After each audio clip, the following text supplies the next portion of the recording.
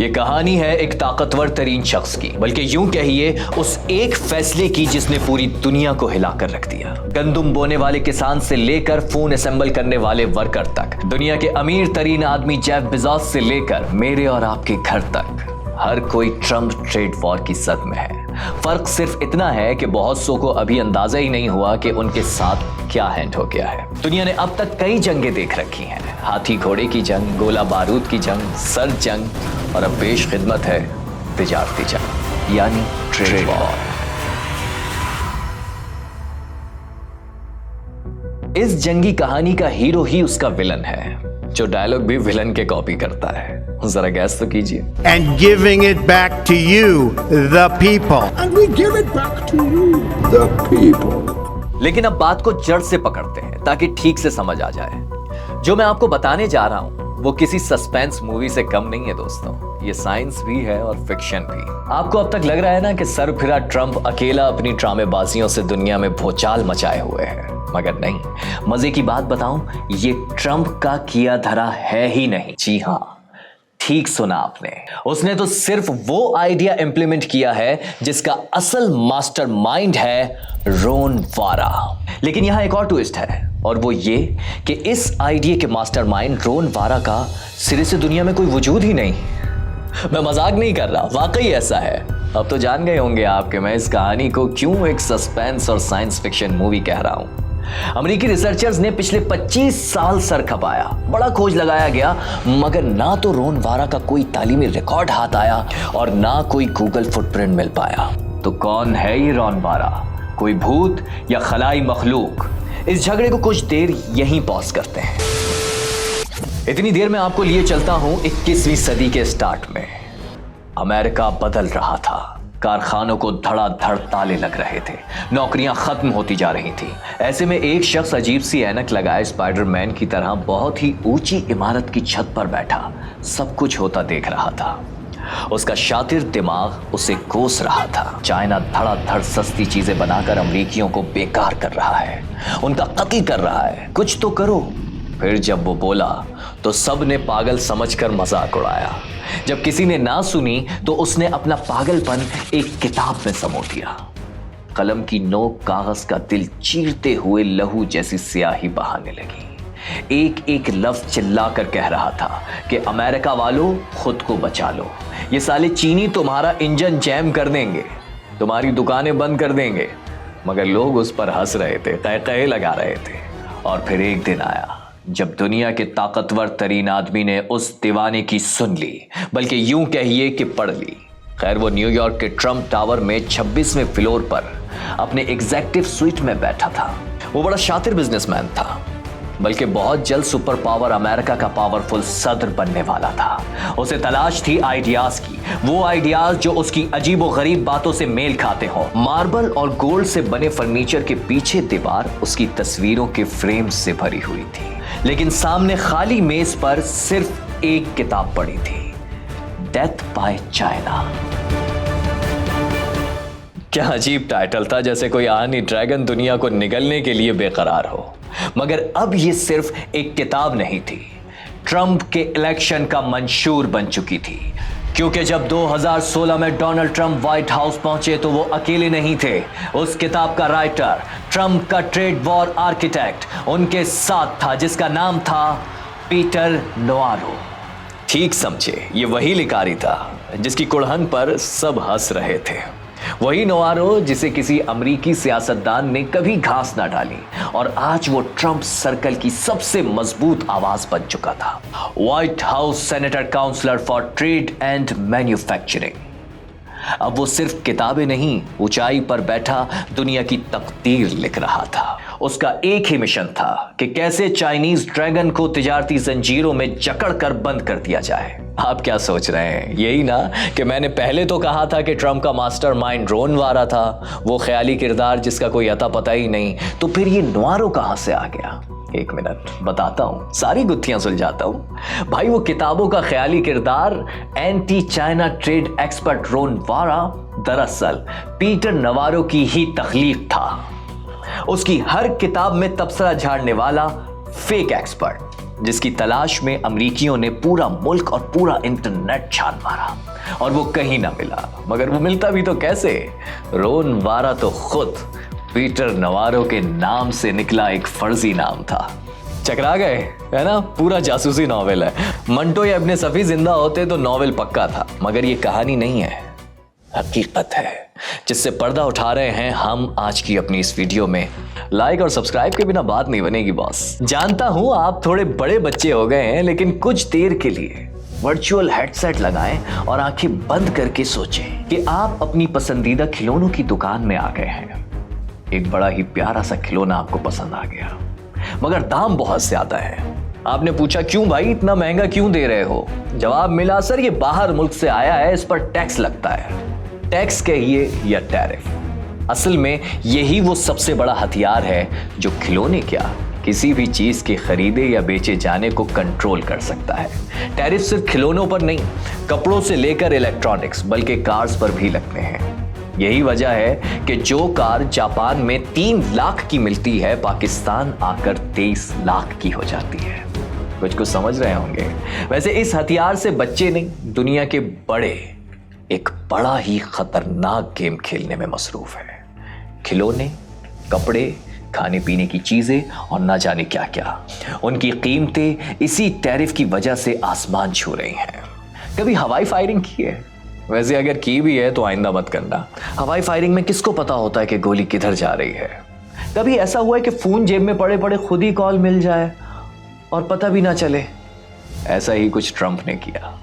चीन, मैक्सिको और यूरोप ही नहीं, ऐसे बर्फानी जजीरों पर भी टैरिफ लगा दिया जहां कोई बंदा है ना बंदे की जात। वहां तो सिर्फ पेंगुइन्स हैं और उन पर भी टैक्स लगा दिया। भाई जब एक बिजनेसमैन को सदर बनाओगे तो वो मुल्क भी कारोबार की तरह ही चलाएगा ना। वो कोई सियासतदान तो था नहीं, कभी एंकर, कभी रेसलर, तो कभी बड़े बड़े होटल्स, गोल्फ कोर्स और इमारतें बनाने वाला बिजनेसमैन। बस उसे ये फिक्र सवार थी कि सारे मुल्क मिलकर अमेरिका को मामू बना रहे हैं।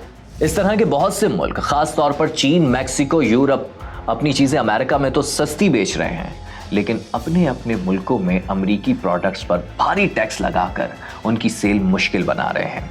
फिर क्या था, उसने तय कर लिया कि बाबू अब ये नहीं चलेगा। बात यह है कि अमेरिका एक बहुत बड़ी कंज्यूमर मार्केट है, एक ऐसी मंडी जहां हर मुल्क अपना माल बेचने का ख्वाब देखता है। अब उस माल पर टैरिफ लगाने की 2 वजह है, ज्यादा कमाना और अपनी सनत बचाना, ताकि लोग मुल्क में बनी चीजें लें और मुल्क का भी फायदा हो। इतनी सी बात। मगर ट्रंप के लिए ये बहुत बड़ी बात थी। साल था 2018। ट्रंप ने सदर बनते ही ट्रेड वॉर का पहला फायर किया, स्टील पर 25 और एल्युमिनियम पर 10% टैरिफ लगाकर। यानी अब चीन, कनाडा और मैक्सिको से आने वाला स्टील और एल्युमिनियम अमेरिका से महंगा हो गया। आप तो जानते हैं, कार बनानी हो या घर, ये दोनों धातें बड़ी ही अहम हैं। ट्रंप को उम्मीद थी कि अमेरिकी कंपनियां मुल्क में तैयार स्टील खरीदेंगी, जिससे अमेरिकियों को नौकरियां मिलेंगी और मुल्क मजबूत होगा। मगर डिमांड ज्यादा थी और प्रोडक्शन कम, इसलिए अमेरिका में स्टील और एल्युमिनियम के दाम आसमान से बातें करने लगे। फिर आया ट्रंप 2.0। 2024 के इलेक्शन के बाद ट्रंप का अपर ग्रेड वर्जन, मजीद पावर्स, मजीद क्रैकडाउन और मजीद टैरिफ के साथ। This is one of the most important days, in my opinion, American history. My fellow Americans, this is Liberation Day. April 2nd, 2025 will forever be remembered as the day American industry was reborn, the day America's destiny was reclaimed, and the day that we began to make America wealthy. अब शुरू हुआ trade war का season 2। 78 साला Donald Trump ने इस बार आलमी मईशत पर बम मारकर अमेरिका के लिए मुआशी इमरजेंसी का ऐलान कर दिया। वो अमेरिका को नए सिरे से अमीर देखना चाहते थे, इसलिए नई टैरिफ मुहिम को नाम दिया अमेरिकी आजादी का। जैसे अमेरिका किसी गुलामी से आजाद हुआ हो। मगर हुआ ये कि पहले ही हफ्ते दुनिया भर की शेयर मार्केट्स में खरबों डॉलर डूब गए। ग्लोबल रिसेशन का खतरा मंडलाना शुरू हो गया। जरा समझिए कि ट्रंप ने क्या किया। दुनिया भर से अमेरिका आने वाली मसनूआत पर 10% और 60 मुल्कों पर उससे भी ज्यादा टैक्स लगा दिया। मगर जब आप किसी मुल्क से आने वाली चीजों पर टैक्स बढ़ाते हो ना, तो वो भी जवाब देते हैं और चीन ने भी यही किया। भाई बकरे ने मारा है बकरी को सींग, तो बकरी भी मारेगी बकरे को सींग, सुना होगा आपने। चीन ने जवाबन अमेरिकी कार, सोयाबीन और शराब पर टैक्स लगाने शुरू कर दिए। अब अमेरिकी कंपनियों और किसानों का माल महंगा हो गया और खरीदार भी गिर गए।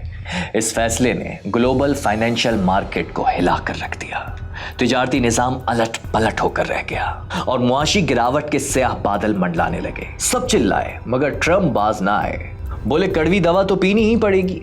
अमेरिकी बच्चों से बोले दर्जनों के बजाय 2 गुड़ियां से काम चलाओ।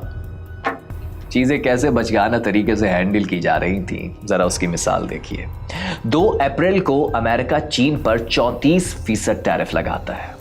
जवाब में चीन भी अमेरिका पर 34% टैरिफ लगा देता है। ट्रंप को पसंद नहीं आता। वो धमकाकर चीन से कहते हैं कि टैरिफ हटाओ वरना 50% और लगा दूंगा। चीन भी अड़ जाता है, जिस पर अमेरिका 50% और टैरिफ लगा देता है। अब जवाब में चीन भी 50% टैरिफ लगा देता है। यहां से शुरू होती है एक नई टैरिफ वॉर। मगर आखिर ये टैरिफ वॉर होती क्या है, जरा समझो। कभी स्टैम्प बुक बनाई है? सोचिए आपका दोस्त बड़ी ही कीमती स्टैम्प बेच रहा है और आप चाहते हैं एक के बदले आपको 2 टिकट मिले। अब फड्डा पड़ जाता है। आप कहते हो मुझे 2 टिकट दो और दोस्त कहता है अरे वाह, फिर तो मुझे भी 3 टिकट्स देनी पड़ेंगी। लेकिन जब मुल्क बच्चों की तरह लड़ते हैं तो पूरी दुनिया पर असरात पड़ते हैं। जरा सोचिए, अगर हम फेयर प्ले करें जैसे दोस्तों के साथ गेम खेलते हुए करते हैं तो सब जीत सकते हैं, मगर ऐसा नहीं हुआ। वॉशिंगटन और बीजिंग के दरमियान जारी तिजारती जंग फुल एक्शन में आ गई। अमेरिकी सदर ने चीनी माल पर 145% टैरिफ लगा दिया। चीन ने भी कहा ओ भाई हम भी कम नहीं, और अमेरिकी माल पर 125% टैरिफ दे मारा। अंकल सैम बोले ओए चीन, तुम्हारा माल सस्ता है, हमारा बिजनेस खराब हो रहा है। अब से 145% टैरिफ लगेगा तुम्हारी हर चीज पर। तो उधर चीनी भाई बोले बच्चों तुम्हारे माल पर 125% टैरिफ लगाऊंगा, अब करो एंजॉय। लड़ाई थी बड़ों की जिसमें अवाम पिसने लगे। कॉमन मैन चिल्लाकर कह रहा था बस करो, हर चीज महंगी हो गई है, अब तो चिकन भी अफोर्ड नहीं कर सकते। असल में कोई चीज अगर $10 की है और 10% टैरिफ लग गया तो वो $11 की हो गई ना। जो कंपनियां बाहर का माल यूएस ला रही थी उन्हें ये टैरिफ देना पड़ गया और उन्होंने सारा बोझ पब्लिक पर डालकर हाथ झाड़ लिए।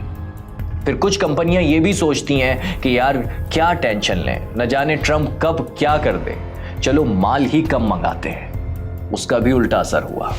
यानी इस जंग का सबसे बड़ा शिकार हुए खुद अमरीकी। जैसे कहते हैं ना कुल्हाड़ा अपने पांव पर मार लेना।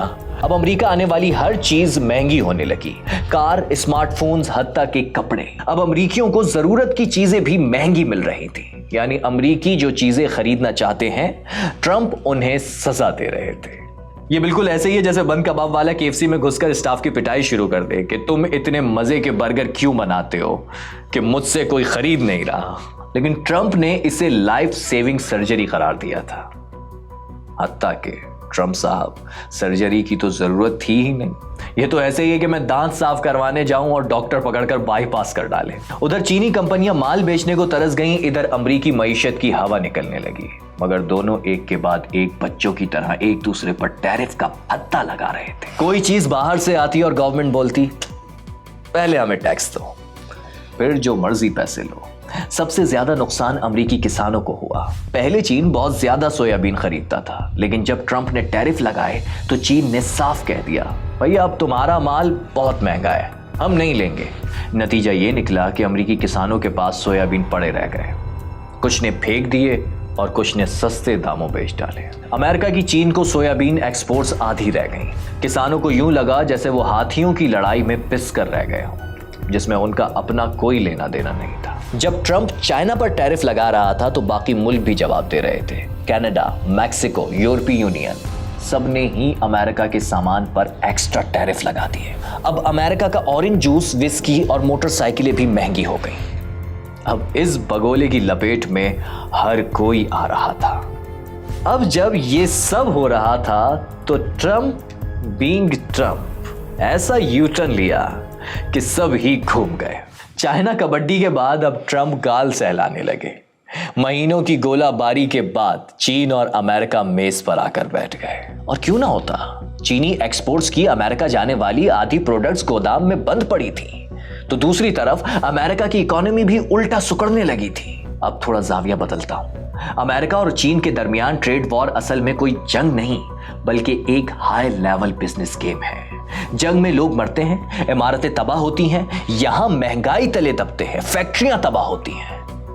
ट्रंप ने चीन पर सबसे भारी टैरिफ लगाकर गेम शुरू की ताकि अमेरिकी फैक्ट्रीज को फायदा हो, भले कस्टमर्स महंगाई में पिसे। प्लान ये था कि टैरिफ से जो पैसा आएगा वो लोगों को टैक्स कट की सूरत में वापस कर दिया जाएगा। बस सेल्फ मेड हीरो वाला सीन था। मगर डार्क साइड ये थी कि टैरिफ अगर बहुत ज्यादा होंगे तो इंपोर्ट्स बंद हो सकती हैं, और जब एक मुल्क बंद कर देगा तो दूसरा भी बदला लेगा। चीन ने तो भरपूर रिएक्ट किया, मगर यूरोप, सिंगापुर जैसे बेशतर ममालिक डर के मारे मुंह ही मुंह बड़बड़ाते रहे। ट्रंप की सबसे बड़ी कामयाबी ये थी कि उसका 10% बेसिक टैरिफ रेट सबने चुपचाप मान लिया। अगर वो शुरू में ही नरमी करता तो शायद सब ही चिल्लाने लगते। तो भाई हकीकत ये है कि ट्रंप पागल नहीं है, वो और चीनी सदर दोनों बड़े स्मार्ट प्लेयर्स हैं। चीन ने भी रिएक्शन रोक दिया है ताकि गेम आगे बढ़ सके। तो देखते हैं ये ट्रेड गेम कहां तक जाती है। शायद पुरानी इकोनॉमिक वॉर्स की बालादस्ती बरकरार रहे और शायद नई पावर्स उभरें, लेकिन गेम अभी बाकी है। वो कहते हैं ना, पहले थप्पड़ फिर पप्पी। अब जरा रिकैप करते हैं। इंट्रो याद है ना? हुआ ये कि एक दिन ट्रंप साहब पीटर नवारो का नॉवेल पढ़कर सो गए। अगले दिन उठते ही बोले, चाइना तुमने हमारे साथ चीटिंग की है, अब भुगतो। ये कहकर सबकी नींद उड़ा दी, मईशत का भट्टा बैठा दिया और खुद कंबल ओढ़कर फिर सो गए। एक माह ही गुजरा था कि अचानक ट्रंप साहब की टोन ही बदल गई। बोले, यार बरतानिया टेंशन ना लो, तुम्हारी 1 लाख कारों पर 25 नहीं सिर्फ 10% टैरिफ लगाऊंगा, ओके? अब तो खुश हो। और यूं बरतानिया को मौत दिखाकर बुखार बेच दिया गया। और फिर उधर चीन से भी बातचीत शुरू कर दी। ये क्या था? इसे कहते हैं पहले दबाओ फिर डील। ये था ट्रंप का स्टाइल। पहले सबको डराओ और फिर पहले जैसे हो जाओ। वैसे इस हिकमत अमली को कहते हैं मैडमैन थ्योरी या मैक्सिमम प्रेशर। पहले खौफ पैदा करो फिर कंट्रोल करो। वैसे ट्रंप साहब और हमारे मीना बाजार के गुल खान के स्टाइल में कुछ ज्यादा फर्क नहीं है। आज कपड़ों के व्यापारी ने मुझे बड़े मजे की बात बताई। कपड़ों की दुकान में जो सैकड़ों थान तय होकर सजे हुए थे ना, वो दुकान का मालिक महीने में एक बार सबके सब उलट देता। एक जुम्मा बाजार लग जाता, सब उसे पागल समझते। मगर वो ऐसा क्यों करता है? भाई गुल खान के मुताबिक फायदा ये होता है कि हर छुपी चीज सामने आ जाती है, नए सिरे से तरतीब होकर सेट हो जाती है। ट्रंप साहब का भी कुछ यही स्टाइल है, थान के थान उल्टा कर फिर उसे सीधा करना। वो माथुर साहब कहते हैं ना कि बेकार आदमी कुछ किया कर, कपड़े उधेड़ कर सिया कर। लगता है ट्रंप ने माथुर साहब को कुछ ज्यादा ही सीरियस ले लिया। लेकिन अगर इस अंदाज से दुनिया का कारोबार चलाया जाएगा तो क्या होगा? आखिर में बस यही कहूंगा, don't fix something that's not broken.